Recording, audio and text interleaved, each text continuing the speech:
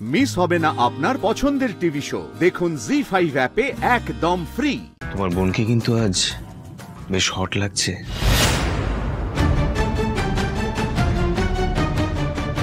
এসব কি ধরনের কথা বলছেন আপনি? সতীশ, আমি কিন্তু এই ধরনের কথা একদম পছন্দ করি না। আর যারা শুধুমাত্র মেয়েদের বাইরের রূপটাই দেখে, আমি কিন্তু তাদেরকেও পছন্দ করি না। সুমা অত্যন্ত গুণী একজন মেয়ে, আর নাচটা সত্যিই খুব ভালো করে। আশা করছি আপনি ওর গুণের কদর করতে শিখবেন।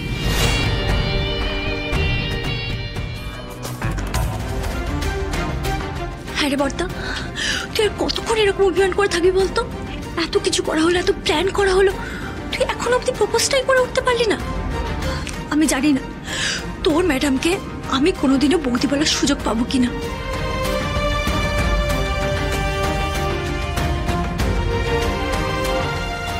না না, ভোলা আমার সাথে এত কঠিন মশকরা করতে পারে না। তুলি, কোনোভাবেই আমি হার মানব না। তুই দেখিস স্ত্রী আমার কাছেই ফিরে আসবেন। উনি বুঝতে পারছেন না, ওনার মনে হচ্ছে যে উনি নিজের মা বাবার জন্য স্যাক্রিফাইস করছেন।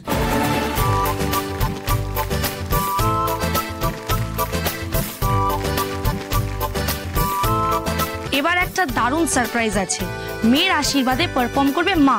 পরমা দেবীর জন্য জোরে একটা হাততালি হয়ে যাক। বাদলের বন্ধুটা কি করছে কি? এখনো কাজটা করছে না কেন?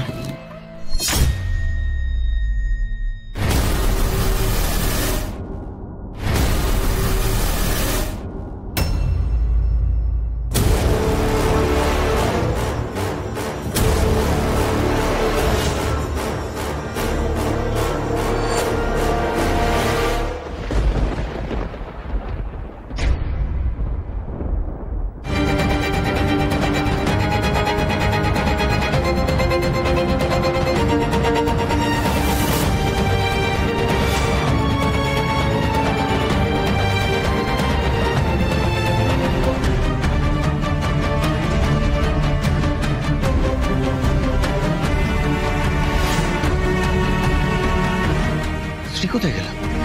হ্যাঁ, ছাড়ুন আমাকে। আপনি কেন আমাকে এখানে টেনে নিয়ে আনলেন? আপনি বুঝতে পারছেন একটা অনুষ্ঠান চলছে এখানে, রাজ।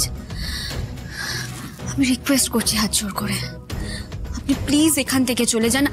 আপনি আমার সঙ্গে আর একটাও কথা বলবেন না। আমি আপনার কোনো কথা শুনতে চাই না।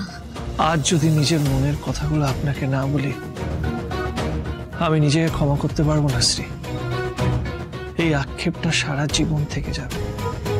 আপনি প্লিজ এখান থেকে চলে যান। আমি আপনার থেকে আর কিচ্ছু শুনতে চাই না। শ্রী, ভুল বুঝছেন, আমাকে আপনি পুরোপুরি ভুল বুঝছেন শ্রী। আপনি কোন পোস্টে কাজ করেন, কি করেন, এগুলো আমার কাছে গুরুত্বপূর্ণ নয়। আপনি মানুষ হিসেবে কেমন সেটা আমার কাছে গুরুত্বপূর্ণ।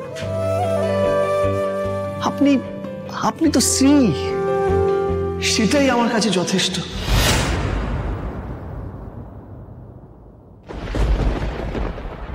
জি5 ডাউনলোড করুন আর সব এপিসোড দেখুন একদম ফ্রি।